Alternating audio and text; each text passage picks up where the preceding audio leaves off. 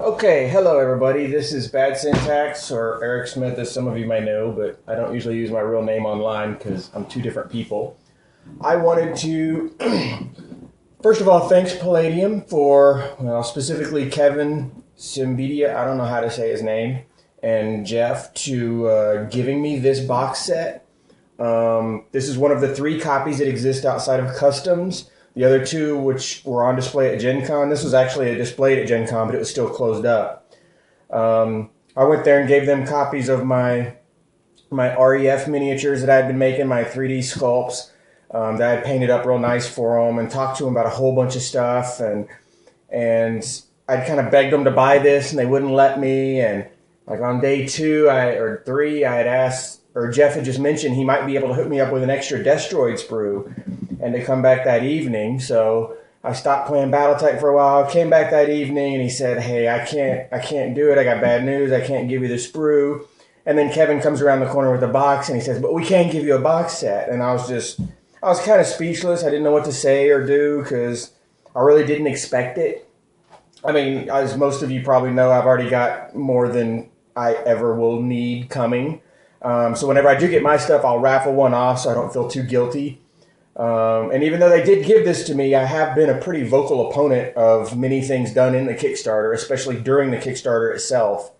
Lately, I'm just kind of sick of people complaining over and over and over and over and over again with no result. If you know, that's the definition of insanity. But anyway, so I'm going to do everything I can to give an unbiased opinion. There's already some things I know that I'm kind of unhappy with, so I'll go over all those. And I will say also that I technically unboxed this for me for the first time there at Gen Con, and I took high resolution pics, which I've shared with everybody. They're out there on my Dropbox account. So if any of these are blurry or anything, you can't see a sprue as well as you want, well, go there and it's probably a much better picture. I don't know if it was unboxed previously before that. And since I'm an impatient type and people were asking me questions, I did unpack the cards in the hotel. So it's not a real unboxing, but I will kind of show you what you get and everything. First of all, the box is quite large. A lot taller than most boxes you would think. However, I think it'll fit on a normal sized bookshelf. So there is that. And there's a lot of suction with it too, so it's kind of hard to get up. And if you see any damage on the box, don't blame them. I mean, I did use this. This was a carry-on, and I mean, I hauled it around Gen Con, hauled it around the airport, everything else. The box art I was pretty happy with. I mean, this stuff looks pretty decent. Some of it you've kind of seen before. Oh, and I'm sorry if any of these pictures kind of suck. I have to use my phone. I'm not a camera person. So I guess the insides, minus the Ziploc, which I put all their cards in. I'll get to that in a minute. It came like this. I'm not sure if the plastic was in bags or anything, but normally I'd be concerned because stuff falls off of a lot of sprues with plastic models, but so far I haven't seen any pieces fall off of this. So we'll go ahead and start unpacking stuff. I mean, here's your dice. They're dice. I mean, even if the game didn't come with dice, it wouldn't bother me at all because they're just dice. It's nice to have the colors and the logos, and they look fine. I mean, that's what we were getting. That was one of the stretch goals, I believe. Let's see here. Here's the little template. I'm not sure the size. I think it was 5 inches. It's kind of hard to see, but there's some detail on it. It looks like maybe some of the panels from the SDF-1 or something. And there's indentations in here. So all the stuff you see is actually embedded into the plastic. So if you wanted to fill in these numbers and what all, which would probably be advisable to put some white in there so you can see it easier, it makes it very, very easy. And on the bottom, these are just little ridges to, I guess, give it strength, and it's kind of hollow on the bottom. So you could, I don't know, you might be able to do something nifty with that. You get a pack of bases because they said we would. I haven't really opened these yet, but I'll go ahead and do it now. If you notice, these all have the little lip at the bottom where you can put like an identification number on them. And they have little numbers or little, I don't know how easy it is to see those little triangles in there. I'm not sure. I think those will probably work with arcs and stuff. But anyway, these are good, but some of the demo miniatures had cool rubble-looking templates and stuff. I don't know if those were sold by somebody else, but they looked a lot better, and I might end up trying to find some of those. Next, we'll go over the little command point tokens. Well, here's the RDF ones, and I'll open these up. Just little bitty plastic things. As you can see, let's see here. They're pretty small, but they get the point across. And we're all going to have plenty of them for the game. Let's see, 2, 4, 6, 8, 10. There's 10 that come in each baggie. And now we'll start looking at the sprues because everything else is at the bottom. And again, I've said to most of y'all, like, here's all the sprues, and you know, you can see my high resolution pictures somewhere else. Looking at them, the detail looks pretty good. I will say, since none of these have fallen off, these are in there pretty good. So if you're going to get these off, don't do what a lot of people do with plastic models and, you know, just wiggle them and they pop out. Maybe only I do that.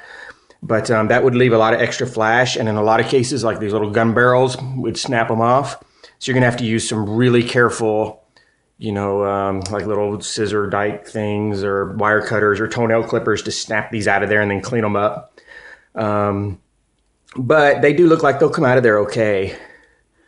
And let's see, all of them have the little peg and hole system. So, you know, you got little pegs that stick in there to make sure it lines up real good.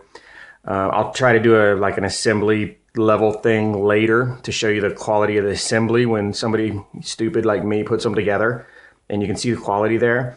So, I mean, you get a lot of the sprues. You get, you know, this is a two defender sprue.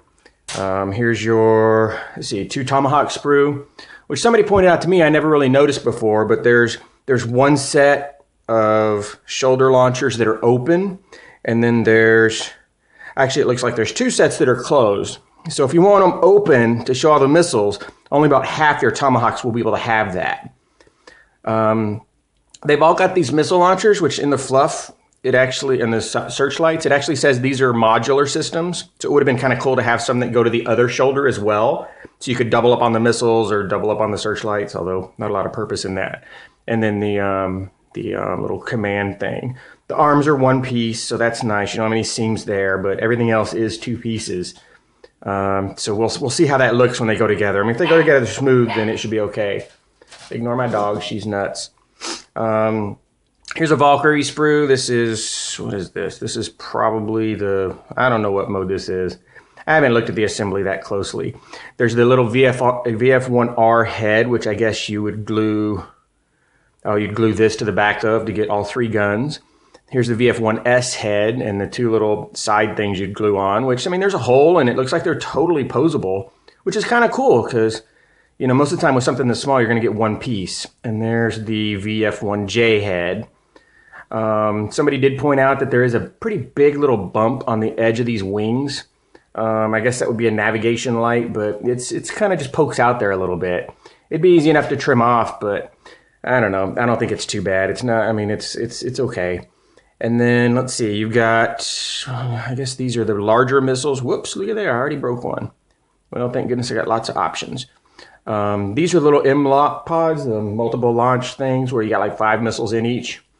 So large missiles, these glue together to form the medium range missiles, and these would all be your like mini missiles or short range missiles. Your gun pod, it's 1 piece. So there's that sprue, and then your base for it, which, I don't know, it's kind of neat to get the whoosh pattern out of the deal, but on the other hand, it's kind of big. I'm thinking I might mount all my stuff to transparent plastic anyway, just so I can fight in space or on land and it doesn't look goofy. And here's your battle pod sprue. So this is 3 battle pods. Some nice things on this though. I mean, the feet, you know, you got the big pegs there that stick in the big holes. So these are going to go together so much better than Battletech miniatures. And here, let me show you a current incarnation. Here's the new Battletech Land Air Mech. I mean, these are the pieces you get with it. I don't even know how they go together. There's no instructions. I guess eventually I can figure it out. You have huge amounts of flashing everywhere, huge amounts of cutting. It's metal. Nothing really sticks great. They fall apart. You break it, it's going to shatter into 80 pieces. So for those of you thinking these are a lot of pieces, I mean, compare them to, well, this is one Battletech. The Celestials for Battletech are just horrible, and it took me forever to put together my battalion of those. But going back to the battle pod, you get a couple of different leg poses. These arm thruster things glue on. They've got a nice, you know, ball socket there, so you can rotate them in different directions or magnetize them. The top turrets also, the ball and socket thing, so it has a little ball in there that'll glue right into the top head of the back of the battle pod. And those, you could put a magnet on there instead and pop them off and place the artillery or whatever. So you might be able to get a lot more bang for your buck if you use some magnets with those top parts. I don't know what those are. Oh, those go in it's like the butt thruster. You got your little bitty guns and your bigger particle cannons, and I mean they're one piece, and you're just going to have to be real careful getting these off. And I'm sure people are going to lose a couple and be upset with that. They are hollow, so I mean they're a lot lighter to carry around, but that would allow you to put like an LED in there and some wires if you wanted. The legs are pretty thick. I don't think they're going to snap or break anytime. And again, you got the big ball and socket joint thing going on. So these are going to be real posable, which I know a lot of people wanted. Some of us didn't really care. I like all my stuff being one big piece. I'm going to go ahead and skip reviewing every other thing that's the exact same sprue because they're the same thing. And let's see, you get you get 4 of these battle prod sprues for the 12 battle pods. You get 1 sprue with the 2 Tomahawks, 1 sprue with the 2 Defenders, or Raider X, whatever they're called. You get 1 sprue with this recovery pod, which has some nifty rules that allow you to recover mechs or battle pods from the battlefield. And the miniature looks pretty cool. I mean, it's big. It is pretty big, but I mean, it seems fine. It's got the nice little groove thing going on, so when you glue it together, it should stick to where it needs to be. Again, you have that seam that'll go on with the arms. I'm not sure if just you can cover that up with a coat of paint or what. Again, it's really big and hollow inside, so you can run some wires out to the thrusters and have them glow blue. The legs are hex based, so you could probably get like 6 different positions out of it. It might be kind of cool to have some of them look like they're walking, even though I think they're a space only unit. I think the rules allow them to be in atmosphere. Here's your officer battle pod, your Glog, and your recon sprue. The Glog is a couple of percentage bigger than it should be because when they actually did the models up initially, when you looked at Chiron, who's supposed to be able to fit inside of a normal battle pod, there's no way he was going to fit inside of here. And that's just, problems with the animation and things you really just don't realize until you try to produce these. But it's not enough to notice. It's a tiny percentage. They did say they had to make the arms a little bit wider, which is kind of obvious looking at it. Otherwise, they just snap off. Oh, these are the arms. The guns this is their little front piece, the arm guns on the Glog, but they are 2 pieces. So they should go together pretty easy, but again, they're hollow, and it should allow some wires to be running there to have, glowing gun barrels, which will be really cool. And it's just something you can't do with Battletech. Or the Battletech Unseen. Sorry, let me rephrase that. The Recon Pod, I was kind of disappointed in the fact I wanted this to be a clear plastic so you could just put an LED behind it or something like that, but I'm sure any decent scratch builder could just cut it off and make their own and do the same thing. But again, it's all hollow on the inside, so there's room to run your little wires and put an LED in there and stuff like that, which again is kind of cool. Again, you have the ball and socket joint system. The Glog legs don't look real posable. They will stick to the feet okay, or this is the Recon, the feet for it. Looking at it, yeah, there might not be a lot of posability in the Glog feet. But then again, it's a big model, so if you do have that posability, it might end up just falling down on you all the time. Let's go through some more. Here's some more of the Valkyrie sprues. There's 5 so far. Okay, yeah, it looks like you get 5 of these. So you get 1 of these sprues for every Valkyrie. I don't know what mode that is. I'm guessing it's got to be fighter mode. Yeah, surely that's fighter mode. So I got the 5 fighter mode sprues. There is then 2, 3, 4, 5. Ooh, I don't know what mode this is. Guardian, I guess. Again, you get all your missiles. Your legs, yeah, this is probably Guardian, or no, I don't know. Guardian or Battloid. Be nice, I guess, if they had that stuck up here somewhere beside I don't know if you can see it, the Palladium books, and there's a part number down here.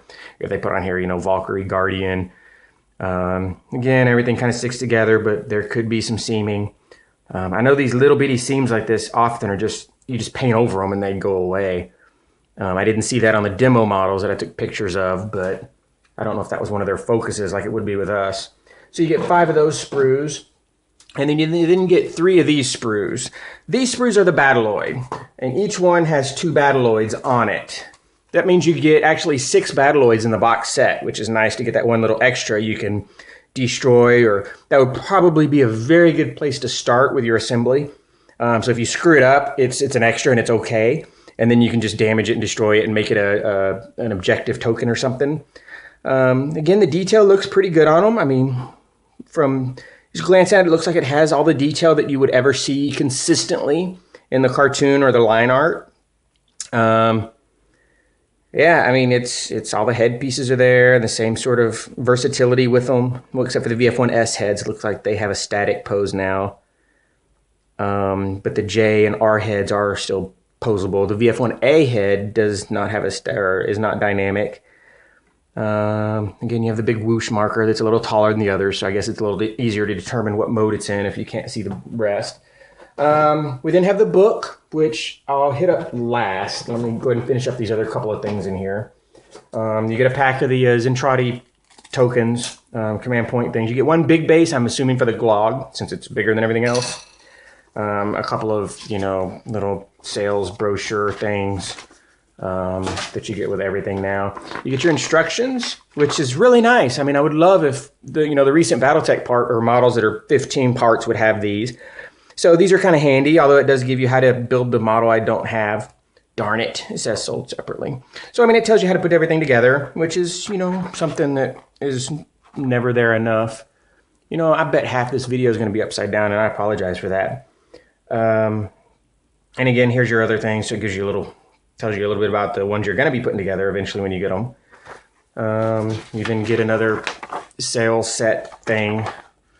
Talking about, the parts you can buy. Let's see here. We'll look at the back of the box. The back of the box is... Okay, I guess I'm going to move my camera now. Back of the box is kind of the same. Looks like almost the same artwork as in the Kickstarter itself. So I guess for a grand total of... Well, we paid $80 in the Kickstarter. I think it's going for like 100 retail, which means it'll probably be about 80 or 90 for most people. Kind of sad that template doesn't have the white on it, which it does in the picture. You get 12, 13, 14, 15, 19, plus you get 35 models total in this set for $100. These are models, so they're a lot more detailed. Battletech, you can get 24 miniatures for about $60 with a couple of mat boards. And in some ways, they are really good quality miniatures in that Battletech set, but again, they're not, these huge plastic sprues that are models. And now to do just a couple of comparisons to other things. Well, I guess here, let me get to the cards. The cards were the one thing that actually disappointed me in a couple of different ways. You get, let's see here. Let's go over these. First of all, you get these like side cards. Or force cards, whatever you want to call them. These cards go over special abilities of the factions. So like the Earth Defense has an esprit de corps. An officer can kill something and then immediately roll again to kill something else. And if he can continue killing something, heck, you can have Roy up there and just take out 50 battle pods in one turn. If he continues killing them. Does Zentradi get a, let's see.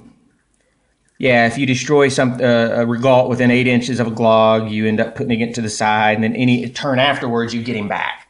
So continual reinforcement. So Roy just took out 20 battle pods, and then meanwhile, they were all within 8 inches of the Glog, so 20 come back next turn. Then you have the Malcontents. I don't know, they have some loyalty thing in there. I don't want to go over it too much, but you see the picture. And you get these 3 cards, which you would just use for whatever faction you have. You would then get, and all these cards just have a logo on the back for whatever faction it is. I will say that there was a new Malcontents logo here, which was pretty nifty. Sorry if my voice is screwed up. Gen Con does that to a man. Anyway, so you get 3 of these cards each for UEDF and Zentradi. Here are the... Actually, you know what? I'm going to stop this video right now and restart it just so I know that all these are the right side up. Otherwise, y'all are going to shoot me.